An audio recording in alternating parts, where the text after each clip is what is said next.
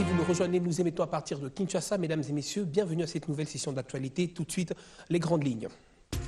Deuxième belle sortie des Léopards de la RDC. La formation congolaise a battu la Sierra Leone sous la marque de 2-0 à Lubumbashi dans le Katanga. Avec cette victoire, l'espoir est encore permis pour les Léopards. Et puis, sachez que l'OADA, l'ouvrage vient d'être remis à la bibliothèque, question d'informer tous ceux qui doivent participer justement à l'adhésion au nouveau système comptable OADA. Réforme de la police nationale congolaise, la question a fait l'objet d'une évaluation des autorités policières qui se sont retrouvées autour du ministre de l'Intérieur, Sécurité, Décentralisation et Affaires coutumières.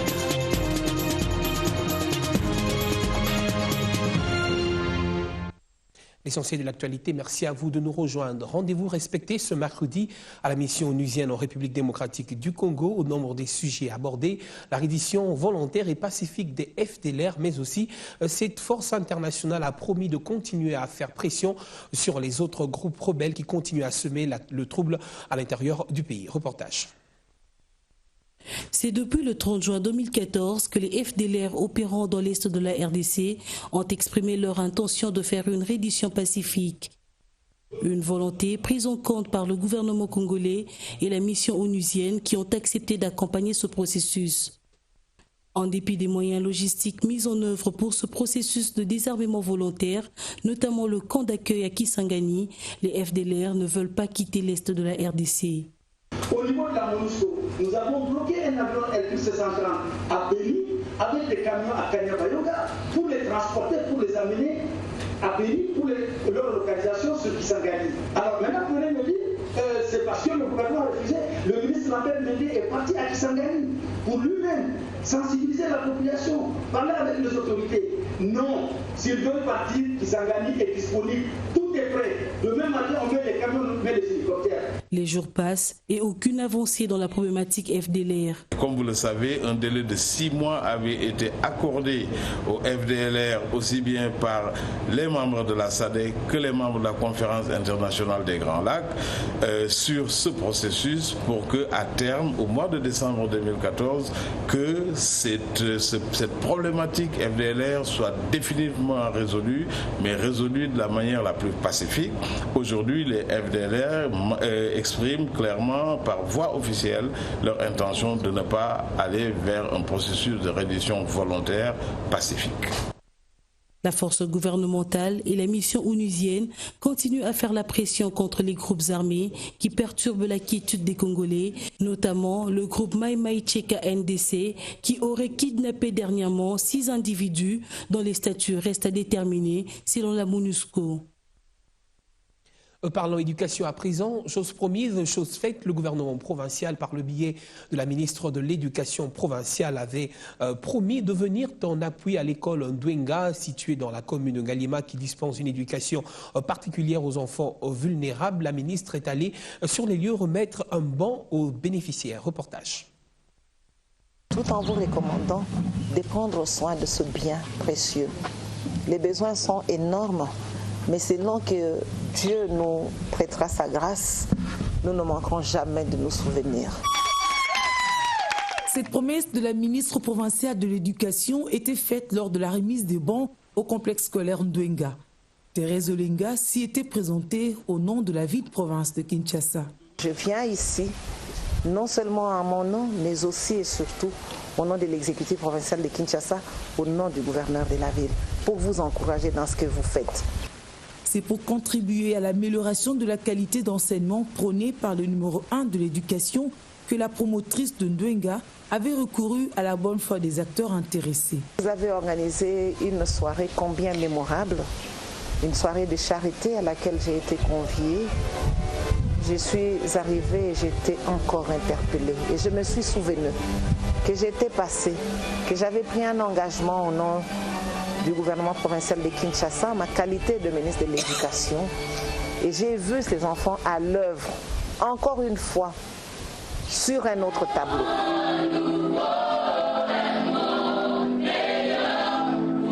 Je suis en train de voir déjà, en tout cas, qu'il y a eu quelque chose qui s'est fait. En tout cas, je félicite beaucoup. Bravo! Parce que beaucoup de personnes organisent des activités à titre caritatif pour ils récoltent de l'argent, mais en fait, au final, on ne voit rien qui se fait par après. Et donc, félicitations à vous. L'action dépassera les limites du complexe scolaire Ndwenga, car sa promotrice entend l'étendre sur l'étendue de la République démocratique du Congo, mais elle sait aussi qu'elle peut compter sur la bonne foi des uns et des autres. Et sachez qu'à partir du 15 septembre prochain, la mission internationale de soutien à la Centrafrique, MISCA en sigle, va changer de dénomination. Elle s'appellera désormais la mission multidimensionnelle intégrée des Nations Unies pour la stabilisation en RCA MINUSCA. Une décision, il faudra le dire, prise par le Conseil de sécurité des Nations Unies. Constatons que la situation en République centrafricaine constitue jusqu'à ce jour une menace pour la paix et la sécurité dans la région. Elle devient ainsi la 9e opération de maintien de la paix de l'ONU présente en Afrique. Je propose à ce sujet de suivre Ismaël Cherogui, commissaire de la paix et de la sécurité de l'Union africaine, qui est allé également rencontrer le ministre de l'Intérieur, Sécurité, Décentralisation et Affaires coutumières pour lui informer de l'intégration d'un contingent congolais dans cette nouvelle mission. Avec Monsieur le ministre, nous avons particulièrement évoqué la contribution des forces armées de la RDC et de la police dans le cadre de la MISCA qui a été déployée donc en Centrafrique. C'est une contribution positive et je tenais à lui redire encore notre gratitude et nos remerciements à l'endroit du gouvernement et des forces armées et de la police de la RDC pour cette contribution pour stabiliser un pays frère, un pays voisin à la RDC. Au moment où nous nous apprêtons à une transformation de cette force en force des Nations Unies, je voulais apporter ce témoignage et renouveler ces remerciements. Ils font un travail professionnel apprécié pour un peu apaiser la population locale, protéger ceux qui étaient en particulier la communauté musulmane, et également prêter main forte dans les autres régions du pays pour asseoir ou réasseoir l'autorité de l'État. Les syndicats de l'administration publique se disent inquiets du temps que le gouvernement prend pour convoquer les négociations au cours d'une assemblée générale tenue ce mardi à la paroisse Fatima située dans la commune de Glagombe. L'intersyndicale a décidé d'observer un sit-in le mercredi prochain devant le cabinet du vice-premier ministre, ministre du Budget, pour exiger le dialogue social. Cette assemblée générale de tous les délégués de l'administration publique avait pour objectif de donner des nouvelles orientations à la base sur les négociations sociales promises par le gouvernement que le syndicat souhaite voir se concrétiser. Après avoir fait la mise en commun des revendications des fonctionnaires de l'État contenues dans un cahier des charges déposé à la primature, les syndicats attendent discuter avec le gouvernement de la République des salaires et primes de ces agents qui n'ont pas évolué depuis des décennies et aboutir par la signature d'un protocole d'accord. Le dialogue est suspendu parce qu'on nous avait dirigé vers le vice-premier ministre et ministre de l'État. Celui-là, il ne nous a jamais reçus. Nous avons encore les problèmes du statut des fonctionnaires qui traînent encore au niveau de l'Assemblée, au Parlement, à l'Assemblée nationale. Alors nous sommes là avec tous ces problèmes. Une autre question pour laquelle l'intersyndicale aimerait avoir la réponse, c'est celui lié aux retenues des frais bancaires et de l'IPR impôt sur le revenu, des décisions qui, selon les syndicats, ne pouvaient jamais passer sans négociation entre les partenaires sociaux. Nous l'avons toujours dit que tous les pays se développent avec l'impôt que chacun paye. Mais nous voulons savoir, il retient l'IPR sur quel montant? C'est sur quel montant? Ce qu'il paye aux fonctionnaires est brut. Les transports, on ne connaît pas la hauteur.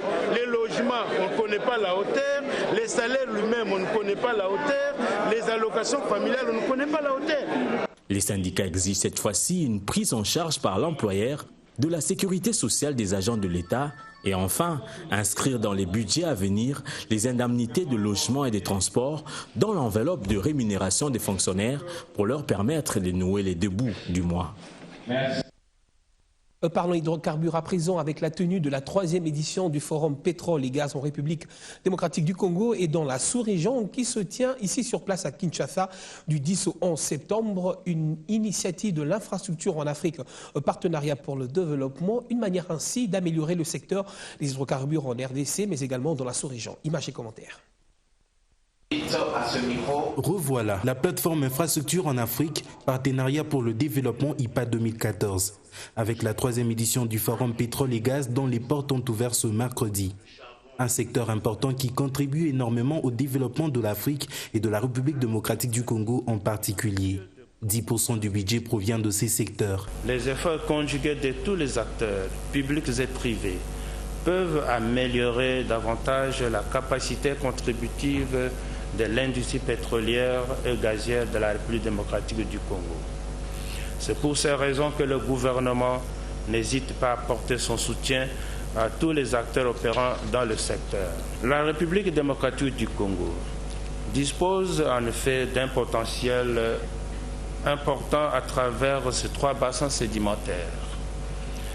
À ce jour, seul le bassin côtier est productif avec une moyenne journalière de 25 000 barils dans les concessions Perroco-Mioc, contribuant à la hauteur, disais-je, de 10% du budget de l'État.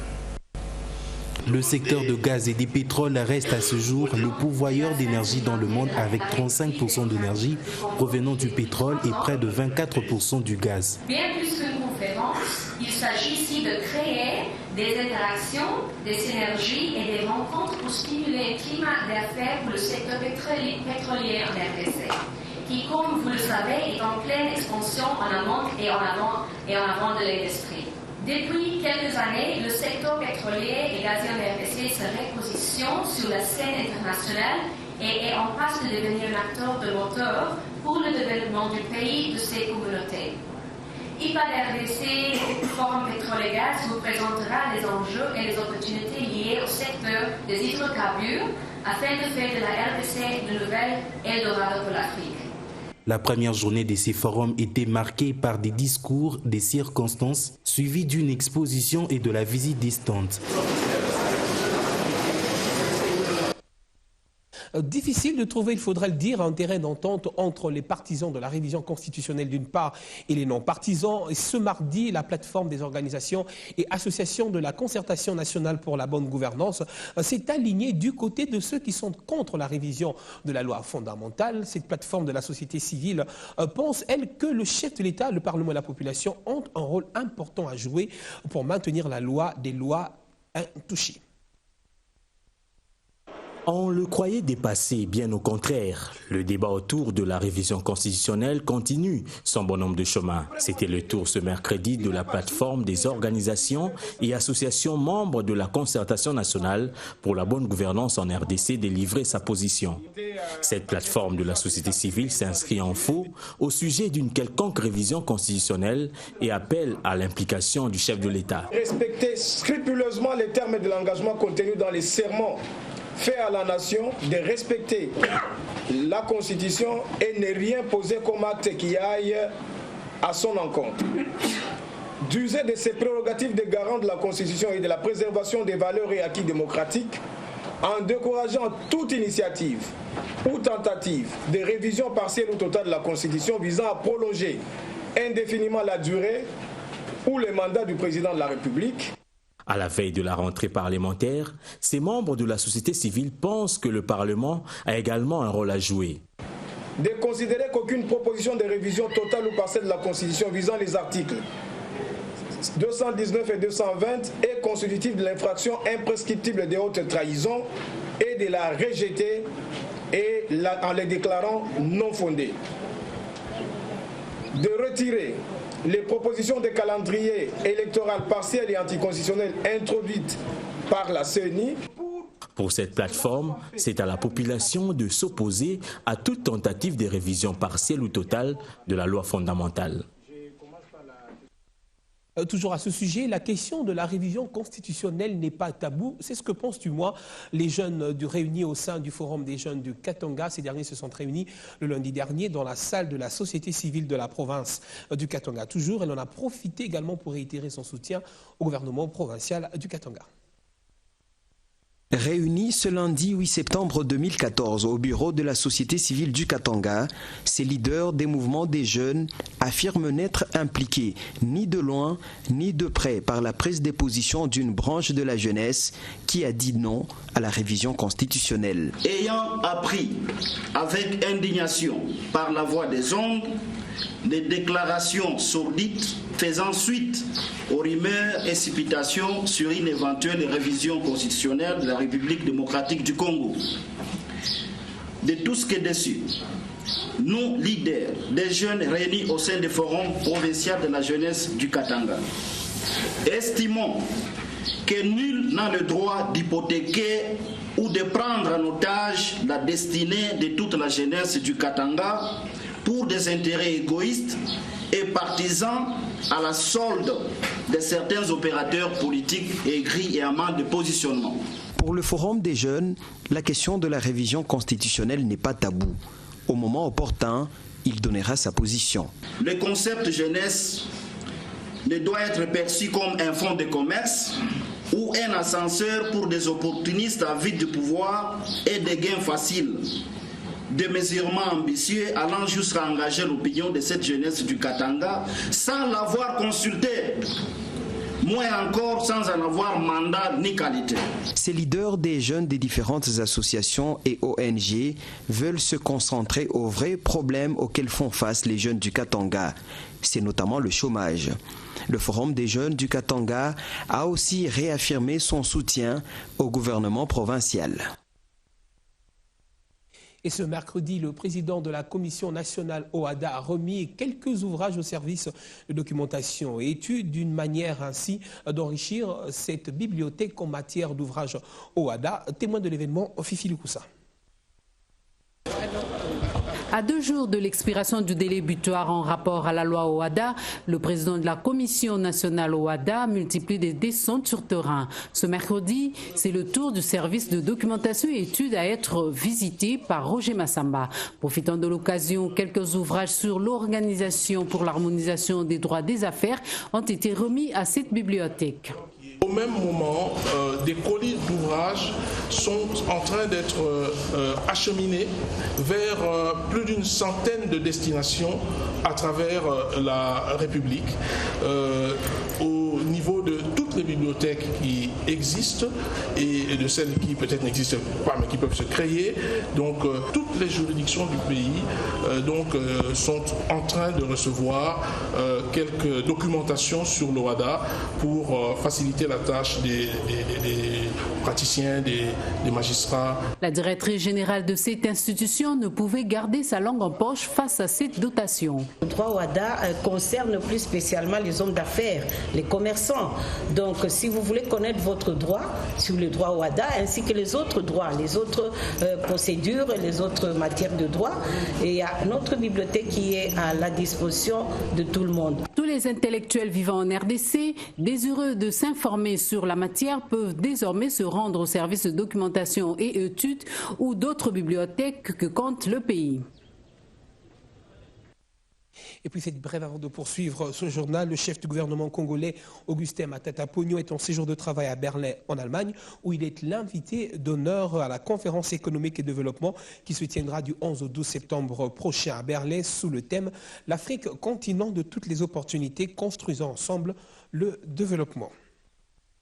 La Commission électorale nationale indépendante a procédé ce mercredi à la signature du code de bonne conduite de quelques partis politiques ainsi que la remise officielle des macarons aux observateurs alignés par l'ASBL Albinos One of Them. Ces signatures amènent à 291 le nombre de partis politiques qui ont déjà signé le code de bonne conduite et à 705 délégués déjà accrédités.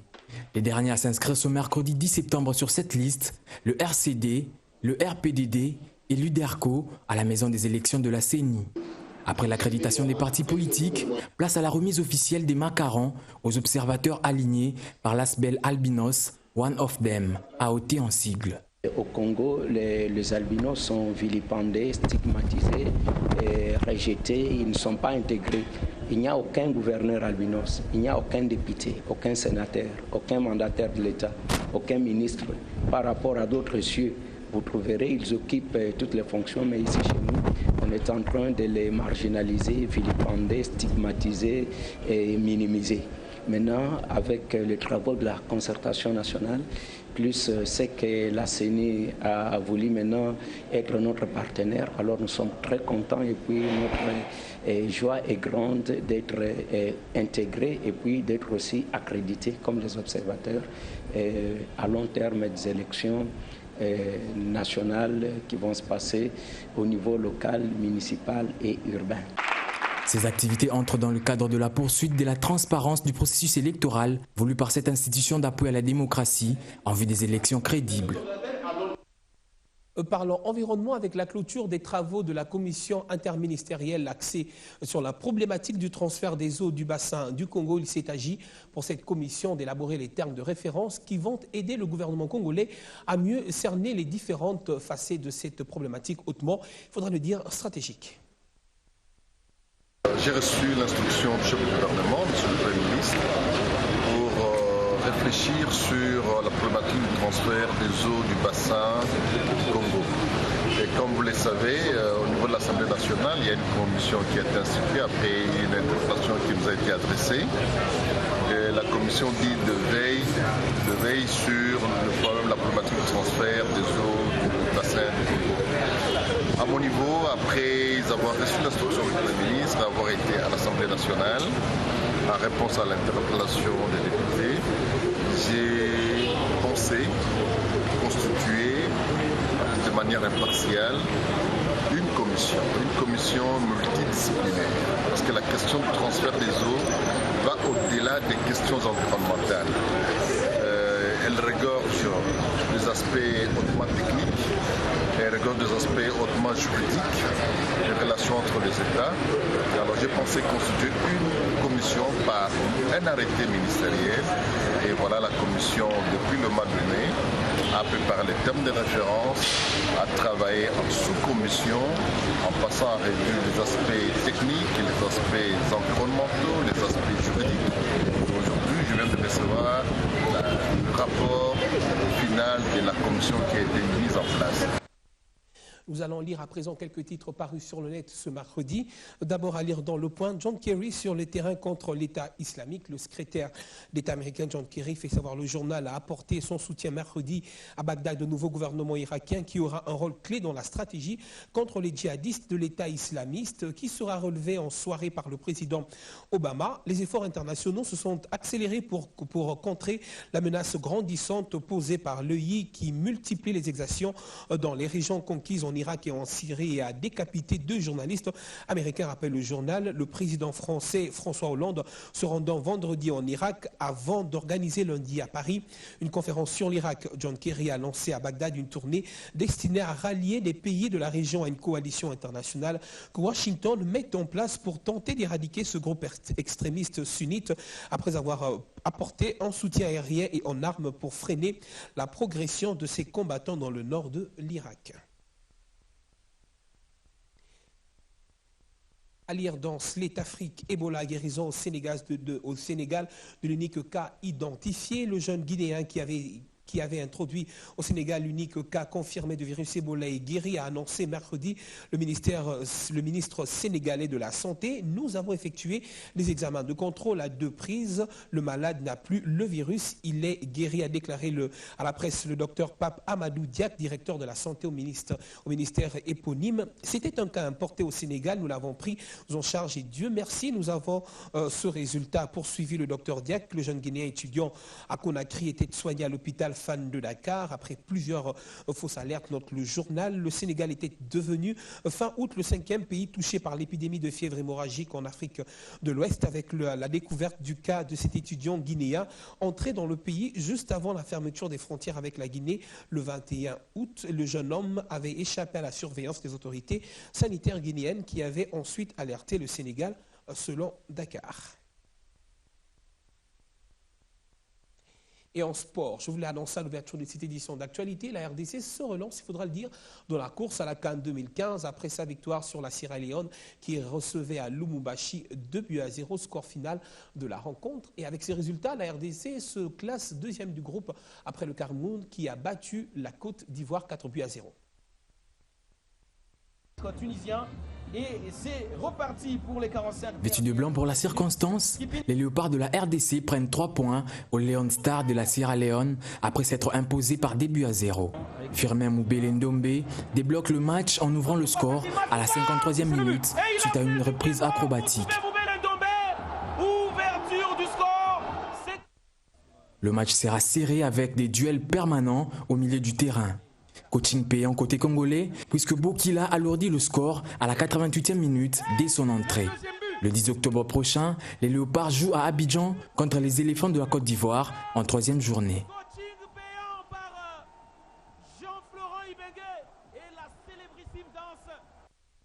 Et sur ces belles images que nous mettons en terme à cette édition d'actualité, ne manquez pas également de visiter notre site internet www.bone-tv.com.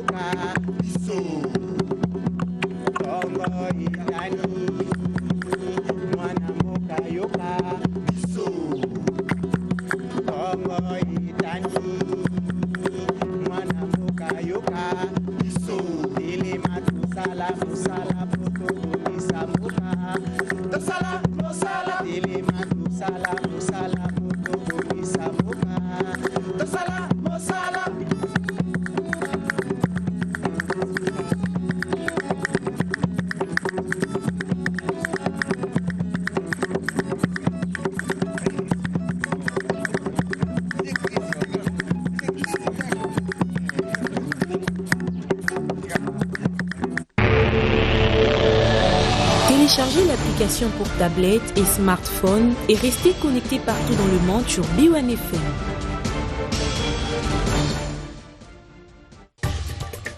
Sur B1, Washington Forum, le grand débat hebdomadaire à travers le monde sur B1. Merci de votre fidélité à Washington Forum. Votre émission de débat à partir de la capitale américaine, Washington. Vos commentaires sur la page Facebook de B1. Retrouvez-moi, Jacques Aristide, sur B1, votre chaîne préférée.